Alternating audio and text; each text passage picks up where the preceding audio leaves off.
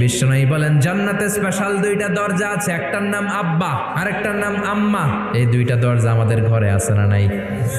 এক সাহাবী বলল, নবী আইয়ুল আমালি আফদাল, এই পৃথিবীর বুকে সবচাইতে সেরা আমল কোনটা? বিষ্ণু বললেন তিনটা। এক নম্বরে আসসালাতু ফি ওয়াক্তিহা, সময় মতো নামাজ, আজান হওয়ার সাথে সাথে নামাজ পড়বা, এর চেয়ে ভালো কাজ আর নাই, ঠিক কিনা? দুই নম্বরে বিররুল ওয়ালিদাইন, মাতা পিতার খেদমত করা। তিন নম্বরে আল জিহাদু ফি সাবিলিল্লাহ, আল্লাহর রাস্তায় জিহাদ করা। আরেক বর্ণনায় বিষ্ণু বললেন মা বাবার খেদমত করা জিহাদের চেয়ে বেশি দামি। এক সাহাবী বললেন, ইয়া রাসূলুল্লাহ আস্তাযিনুকাল জিহাদ, আমি জিহাদে যাওয়ার অনুমতি চাই। বিশ্বনবী বললেন, বাবা কেউ বেঁচে আছে নাকি? সাহাবী বললেন, আছে।